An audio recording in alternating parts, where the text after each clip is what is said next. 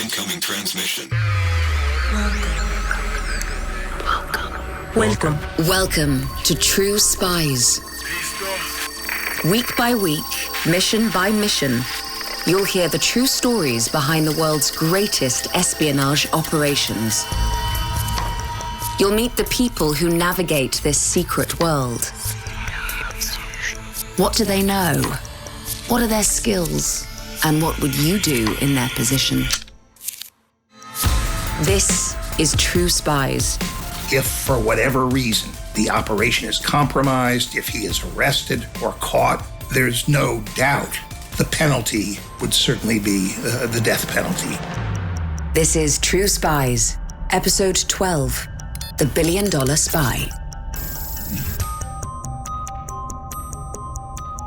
Adolph Tolkachev was a Soviet avionics radar engineer who became disaffected with the Soviet system and volunteered his services to the United States. For nearly a decade during the 1970s and early 80s, he supplied the US with highly sensitive Soviet military secrets.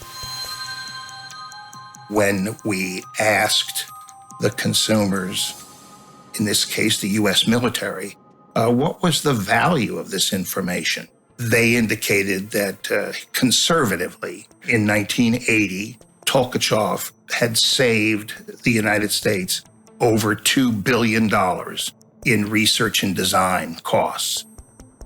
The story of Adolph Tolkachev is one of espionage, tradecraft, and the relationship between an agent and his handler.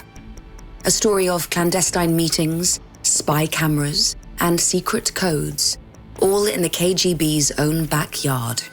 A story of betrayal that ends in tragedy. First, let's meet the man who was Tolkachev's handler in Moscow during his most prolific years of passing Soviet secrets to the US. My name is David Rolph. I was a CIA operations officer for over 23 years. My first tour was as an operations officer in Moscow. During the course of my career, I went on to become chief of station in both East Berlin and in Moscow. Moscow, 1979, the height of the Cold War. The Soviet Union invaded Afghanistan. The 1980 Summer Olympics were boycotted by the US. Tension between the two countries was building. Despite problems with failed harvests and poverty, the Soviet Union was pouring money into the arms race.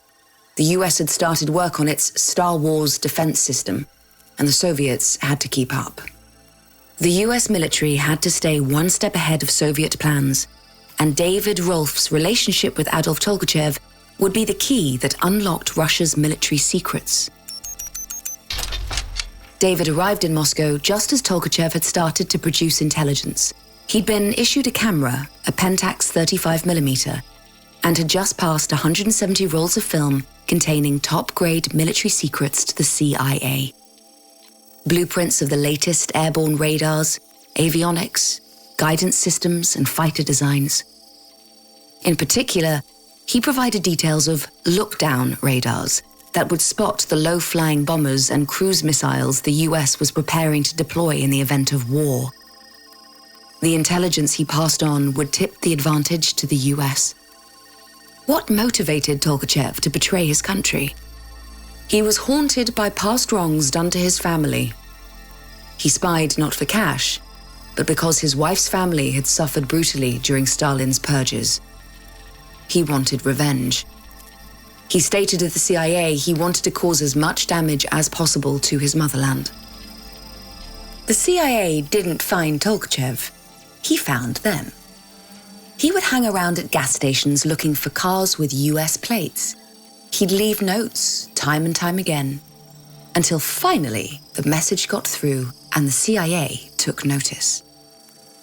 In one note, he included copies of top-secret documents. The CIA were jolted into action. This was valuable information. The CIA recruited Tolkachev and he began producing the goods. He would take documents home to photograph. plans, specifications, and test results on existing and future Soviet aircraft missiles. He'd capture classified material in the bathroom at his office and go into work early and stay late to gather as much intelligence as possible. When David arrived in Moscow, he was given the job of keeping Tolkachev productive. Now production was starting, and we were still working through means to improve his production and maximize it. I was going to be living and working in the shadow of Adolph Tolkachev. This was a once-in-a-lifetime asset. There was more on the line than just secrets. The risks to us in the Tolkachev operation were as high as they could be. The stakes could not be higher. Tolkachev was a highly cleared engineer with access to very, very damaging information. We wouldn't be handling him inside the Soviet Union unless he was of that caliber. Very high access, full clearances. A person in Tolkachev's position, if for whatever reason the operation is compromised, if he is arrested or caught, there's no doubt that the penalty would certainly be the death penalty for Tolkachev. My entire focus was on doing whatever I had to do to keep Tolkachev safe. So David, a rookie recruit to the CIA, is sent to the Moscow station. It's his first assignment, and he's being sent to a denied area at the height of the Cold War. What's a denied area, I hear you ask? A denied area is one where the counterintelligence service and capability is so pervasive that normal operations, operating as we normally would in a more benign area, those operations are denied to us. You know, the best way to probably understand this in terms of human intelligence operations, in a normal environment, the CIA goes about recruiting people who might be willing to share information and, let's say, write out spy for us. But it's a process. You, as a diplomat, let's say you are assigned to the embassy, you go to cocktail parties, you go to the country club or play tennis or whatever it might be, and you meet people. You're constantly going over your Rolodex, so to speak, of contacts, some just friendly neighborhood-like contacts, others members of the government, and you're spotting, you're looking for people who might be willing to help us, and you're assessing them. During this spotting and assessing, you develop them, you take them to lunch, you get to know them and build your relationship with them. And this is the classic way the CIA goes about its work, spotting and assessing and developing people who eventually, if the decision is made to recruit them, they're recruited and brought on board as sources of information. None of this happens in a denied area like the Soviet Union. If a surveillance team is following you and you take a prospective recruit to lunch, they'll be there with you and they'll identify this person you're developing, and trying to move forward with that is impossible because everybody you're dealing with is under the scrutiny of the counterintelligence service. In other words, this is a place where you are up against extremely capable and dangerous counterintelligence services, a place where there is no privacy and nothing happens without the KGB knowing about it. Here, none of the usual operational rules apply. David's job was to keep the information flowing under these highly challenging circumstances, starting with arranging his first meeting with Tolkachev. Let's step away from Moscow for a moment. You're a young CIA agent. It's your first mission, and you're about to meet one of the most important spies the US has ever recruited. How did you get here? My career started in the military.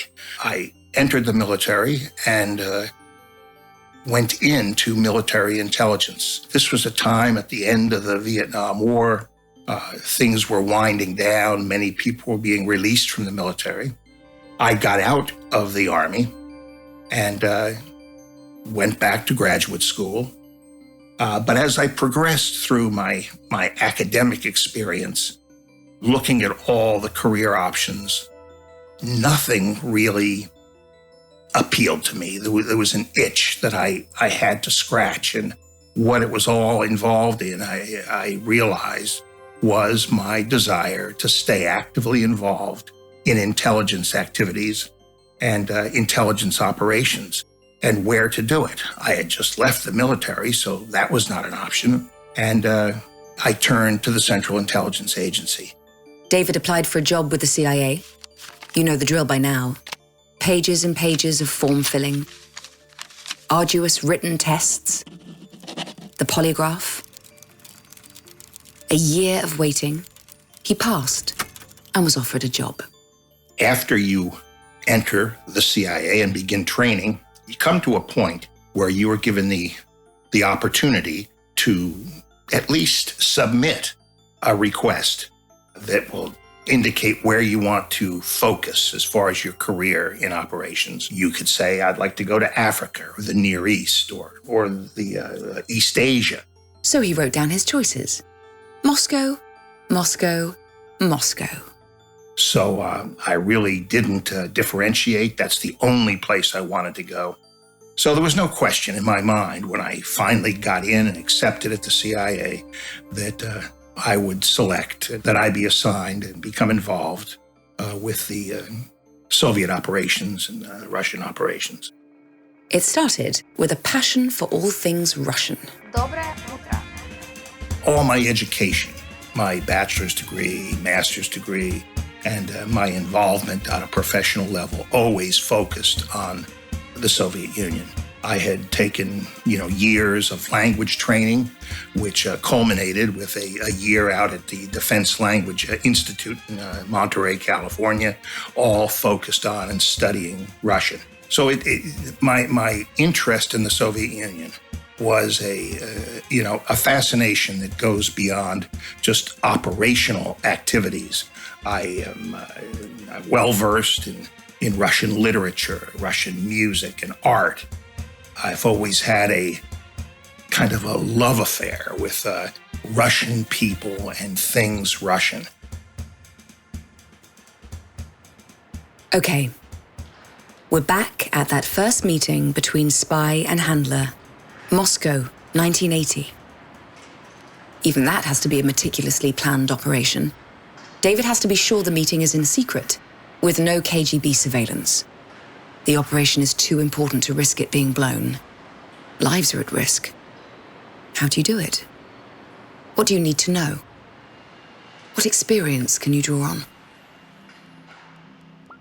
The absolutely, positively most critical thing as a case officer you have to do is to understand and confirm your surveillance status. If you have surveillance, you absolutely cannot go to a meeting with an agent.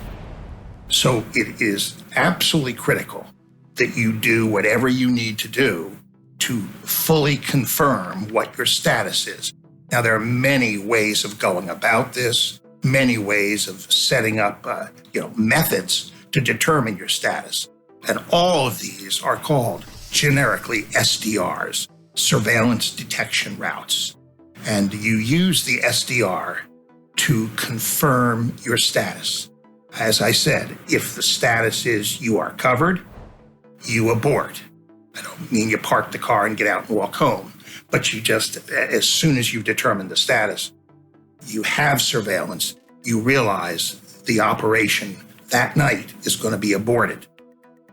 Whether you stop at another store and then go home or however you do it. But in Moscow, like a lot of denied areas, the surveillance detection route, it's a little misleading because it's not just hopping in a car and driving across town and saying, did I see anybody?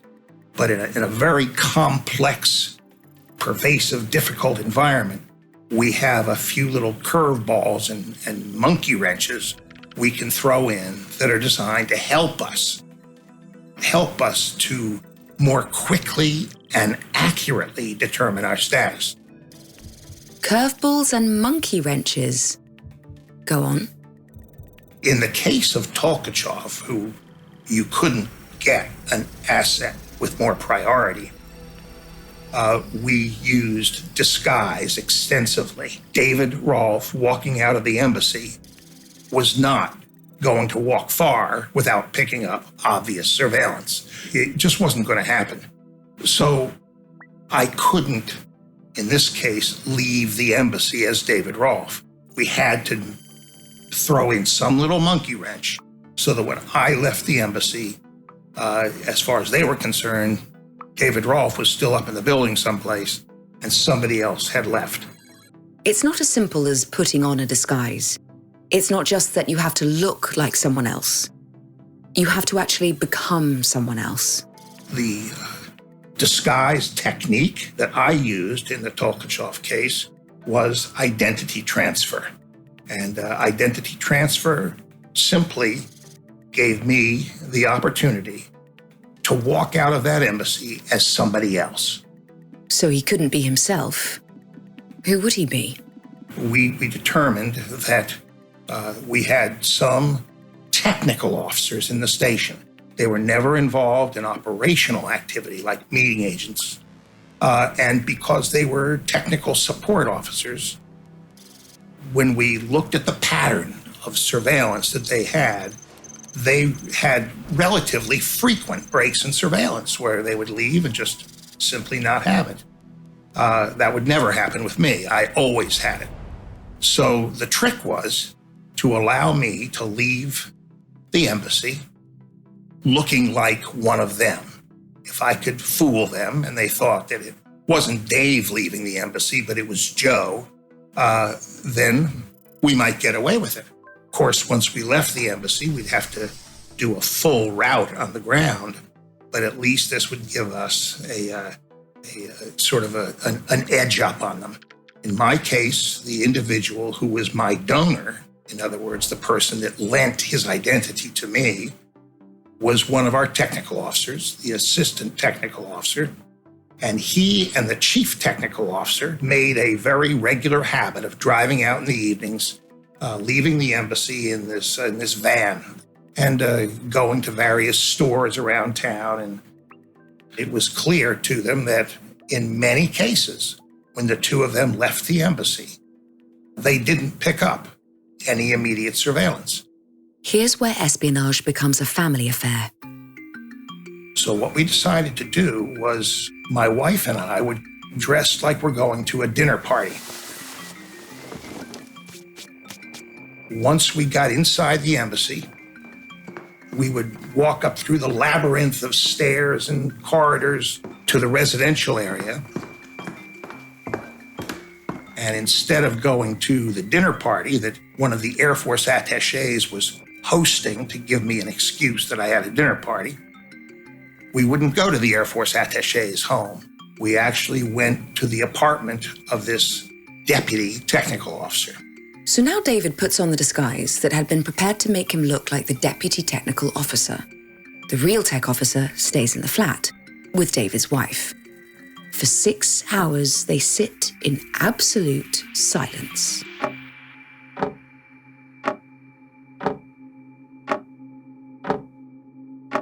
They weren't supposed to be there.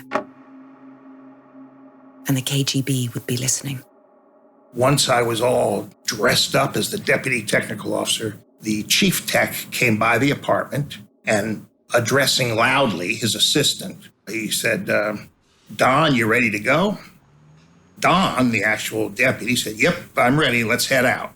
And I went out with the chief technical officer. We got in the vehicle. He was driving. I was in the shotgun seat. We drove out of the embassy. Now, when you drive out of the embassy, you go right past the militiaman who's standing at a booth at the gate of the embassy. But when we left, we kind of both waved to him and kept my head down a little bit, and out we drove, and it didn't look like it raised any suspicion. Then the two of us were out on the street. Our challenge then was to confirm, did we get away, or did they radio in and decide to put a team on us regardless? Now you have to use all your expertise and training to determine your surveillance status. Are the KGB watching you? If so, you abort. You never shake off the KGB. The best you can hope for is to be dark, determined that they are not watching you in the first place. How would you do it? Any ideas? What is going to help you? How do you outmaneuver these tenacious opponents on their own turf?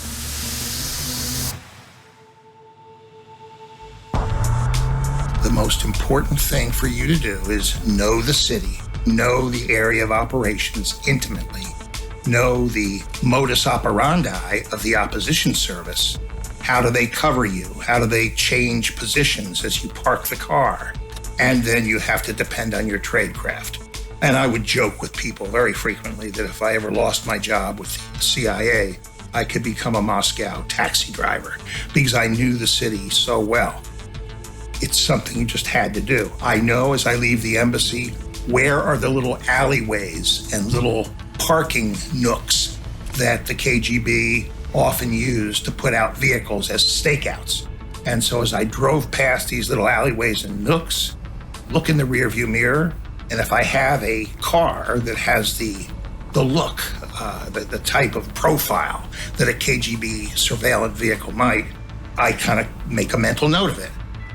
If they're using a lot of these little Zhiguli cars, and I pass two alleyways that I know from my own experience they frequently hide in, and I see a car pull out of one or the other, I make this mental note that, okay, this could be a possible surveillant. When I come to red lights and every car behind me is sort of pulling up as far as they can go, and yet I see one car pull over to the side of the road. He's not allowing himself to pull up behind me or get close to me, but he pulls over to the side of the road. Then the light turns green and he comes off the side of the road. A completely unnecessary maneuver.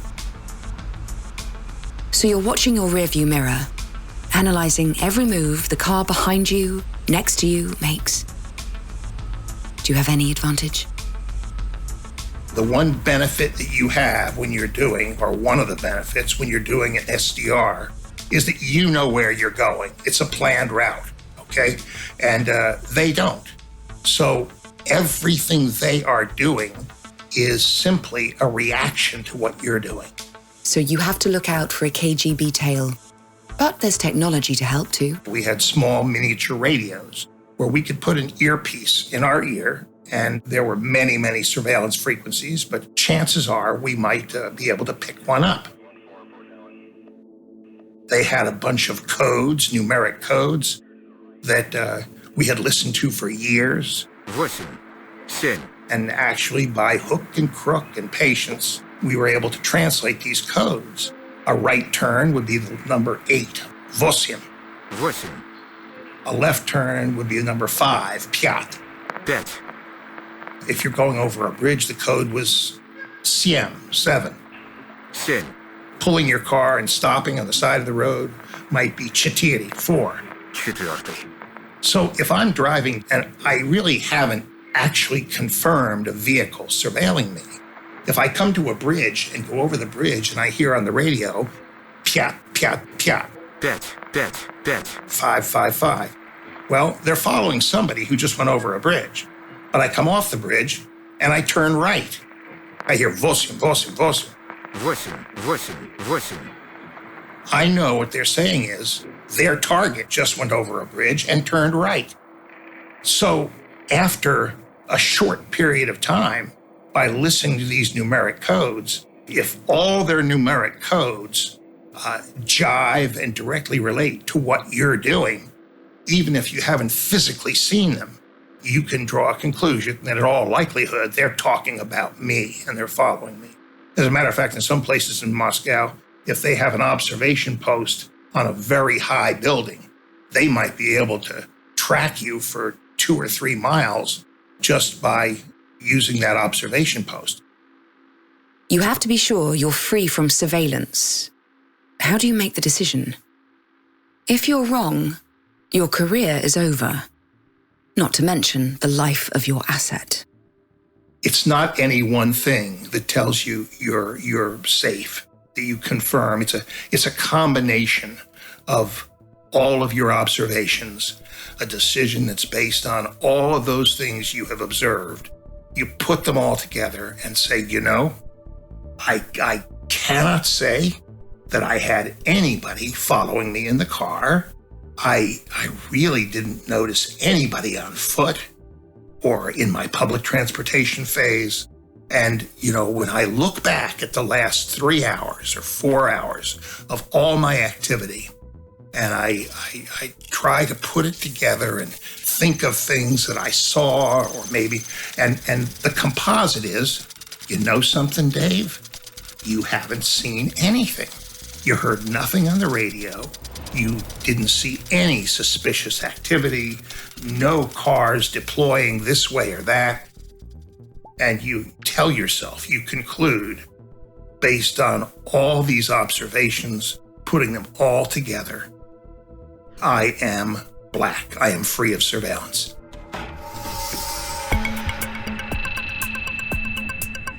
So far, so good. But now you have to make contact with Tolkachev, the first face-to-face meeting. But what if it's not him? How do you make sure this is your asset and not a KGB ambush? As I approached the meeting site, maybe 100 meters short of the site, I saw this person walking in front of me. And things started clicking in my mind. The way he was shorter than I was. He was a little bit stooped over. He was moving along, ploddingly, but definitively. And I said, to myself, wait a minute. I think that's Tolkachev. So what takes us at that point is, well, we can confirm this. I've never met Tolkachev. I've seen some pictures of him. But we do have what we call is an oral bona fides, or a parole, where I will say a known phrase, and this phrase only means something to the asset. The asset will then come back with his half of the parole, and that will, by the use of this parole, both of you know that you're meeting with the right person. In this case, I kind of walked up behind him before he even turned around, and I said, "Privyet od Kati," greetings from Kathy. And he turned to me and looked at me, and he said, "Передайте привет Katya od Borisa," which basically means, pass along my greetings to Katya from Boris. They had established contact. They were free from surveillance. For David, the single most important thing he had to do was to reassure Tolkachev and establish trust. David knows from Tolkachev's previous handler that he likes to talk. Spying is a lonely job. David spends most of the meeting listening. Then, production is handed over. In this case, handwritten notes, copied classified documents, and exposed film. David gives Tolkachev additional film and batteries, and David asks, "Is there anything I can do for you?" Tolkachev answers, "A suicide pill?" The bottom line is, Tolkachev understood the risks, and he knew that if the worst came to pass, he would be arrested, he would be put in a very, very stark prison, and probably interrogated and tortured for about a year before they would walk him into a room, put a gun to the back of his head, and shoot him. Armed with the knowledge that he would be tortured and shot if he was captured or compromised, he came to the conclusion that his preference would be to have a means to take his own life. Taking your own life rather than being captured. Would you? Would that be your preference? The CIA did provide the suicide pill. Reassured he had a means to take his own life if he was ever compromised, Tolkachev's espionage continued. Tolkachev would use a variety of pre-planned signals to let the CIA know he had information ready to pass on.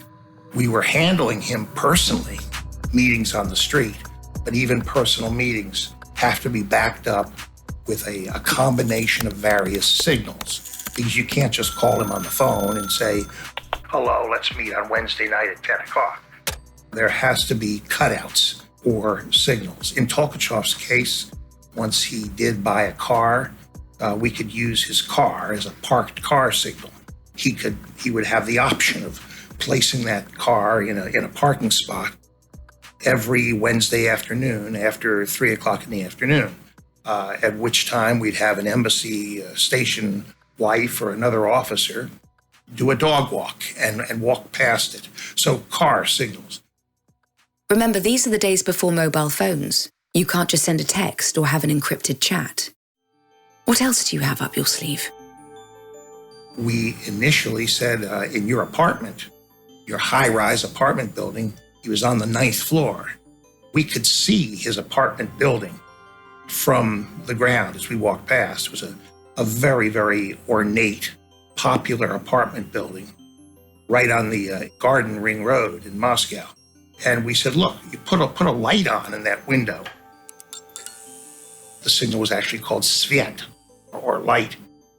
And he put that on, and that would tell us that a certain time, et cetera, he was ready for a meeting. So we had a whole series of signals that would allow him to tell us of his readiness for a meeting. We had the meeting sites themselves, and they changed regularly, where we'd normally pick a meeting that was not too far from his apartment, so it would allow him to walk to it conveniently and get back home at an early hour. All meetings, of course, were handled after dark. We'd always use the cover of darkness to help us blend in a little better or not take the chance of standing out. Meanwhile, Tolkachev's secrets were being analyzed back in Washington. Rolls and rolls of film documented a top-secret surface-to-air missile, computer logic for radar systems, and logs of technical reports. It would allow the US to accurately judge the status of Soviet military high-tech. Tolkachev had become the billion-dollar spy. By now, David's time with Adolph Tolkachev was coming to an end. It was time to move on to his next assignment. At this point, the CIA was worried that Tolkachev was pushing too hard, taking too many risks, but he wanted to keep going. He was now trying to get into files and systems he didn't have easy access to. He missed a few meetings. What did this mean? Were the KGB onto him? Tolkachev reported that he too was worried. Tolkachev came to us, and this was a bit of time after I had departed the station. But he came to us very concerned that there was something wrong. There was some security investigation that was being conducted. It had people in his institute being interviewed and asked questions, desks being searched. And he didn't know if this had anything to do with him, but he certainly suspected that there might be something going wrong. He was clearly near the center of a firestorm, of a counterintelligence investigation. Something was wrong.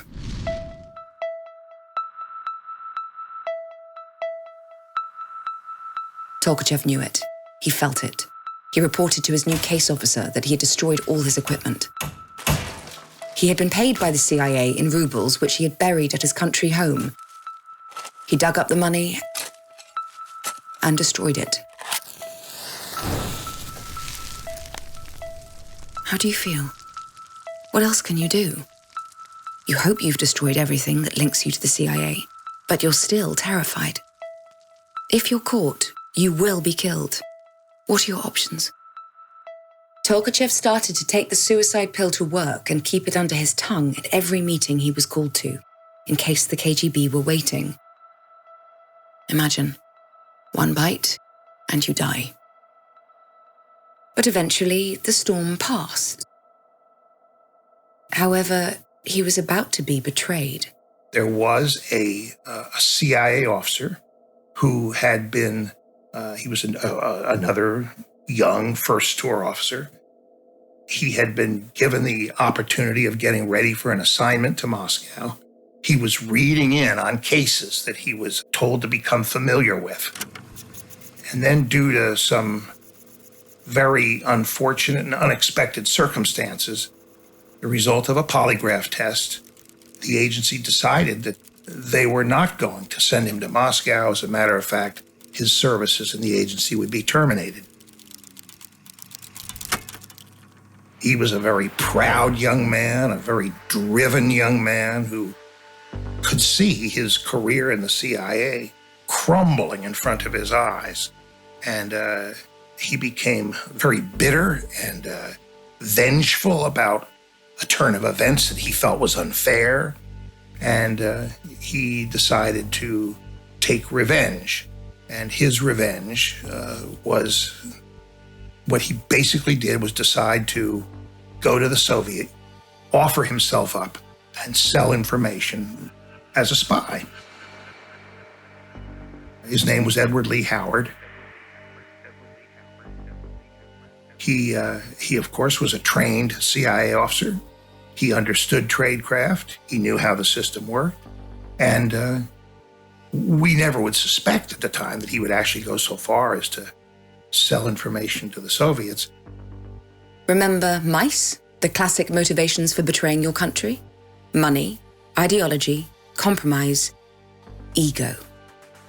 So Edward Lee Howard, rejected by the CIA, takes what he knows to the KGB, leading them right to Tolkachev's door. But one thing in retrospect that we now understand is Howard did not know Tolkachev's name. He did know the institute, that we had a penetration at a particular institute, the one where Tolkachev worked. And he also knew the location of this giant apartment building that Tolkachev lived in. And so this information was passed to the Soviets. Well, it doesn't take a rocket scientist to understand or figure out that if you know the building a person lives in, and if you know that he works in a certain institute, there can only be so many people who fit that description. The net was closing in on the most important spy the United States ever had inside the Soviet Union.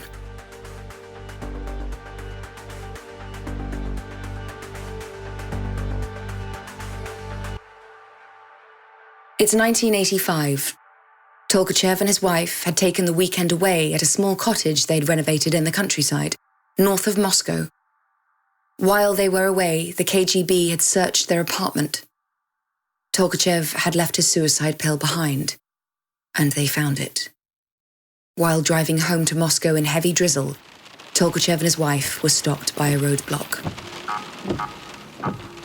The KGB had the traffic policemen set up a roadblock that looked like just a normal traffic stop.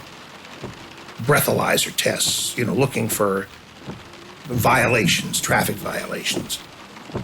Tolkachev, of course, like everybody, pulled over. The KGB team, the arrest team that was in place, approached his car. He got out of the car to show his driver's license or whatever it was. Of course, they surrounded him and arrested him. The KGB had him. It was over. He was taken to the KGB's notorious Lefortovo prison in Moscow. He was interrogated for a year. Take a moment. Imagine what a year inside prison would mean for a traitor to the Soviet Union. Tolkachev never did get to use the suicide pill. In the hands of the KGB, he was convicted of espionage and sentenced to death. He was executed. It was a strategic loss to the United States, yes, but a personal loss to David. I've lost friends before, but with Tolkachev, it was different. It was like a punch in your gut. It was a hollow, empty feeling, which was combined with, is there anything that I could have done differently myself to have prevented this, to have mitigated it in any way? Of course, I knew there wasn't, but you couldn't help trying to come up with reasons or how could I have done it differently? Was he a friend? No, but he was a man that I respected as much, if not more, than any other human being I've come to know. A man who was totally and fully committed to what he was doing, dedicated as much to completion of his mission as I was. So he was a person I fully identified with. He was a person who I couldn't have had a higher respect for what he was doing, to his commitment, to his dedication. And, so I really felt a very deep sense of emptiness and loss. And that will stay with me, I'm sure, for the rest of my life. The United States would never again get an asset as important, as valuable as Tolkachev. And he continued to be immensely valuable, even posthumously. The material that he had produced over the 6 years that he actively cooperated with us was so voluminous that when he was arrested and he was executed, there was still material that hadn't even been translated and exploited as intelligence yet. So the work to process and evaluate and disseminate Tolkachev's production went on for at least 7 or 8 years after his death. And in addition, the material that he was producing was directly related to the development of Soviet radar and fighter systems that went out beyond what we now know as the Soviet Union. The material he was producing in the early 80s was forward-looking material that projected Soviet developments out into the mid-90s. So, you had an asset that wasn't simply producing information that focused on what was happening today, but information on material that was on the drawing boards, was going to be developed in the future. The largest delivery Tolkachev made was 179 rolls of film, passed to the CIA in just one meeting. That's over 6,000 pages of top-secret material. He'd been passing secrets and classified information for 6 years. The US military put a value on his work after only 2 years of spying. $2 billion saved in research and development costs. After that, Tolkachev's work doubled, tripled. Priceless. I'm Hayley Atwell. Join us next week for another encounter with True Spies. We all have valuable spy skills, and our experts are here to help you discover yours. Get an authentic assessment of your spy skills, created by a former head of training at British Intelligence, for free now at SPYSCAPE.com.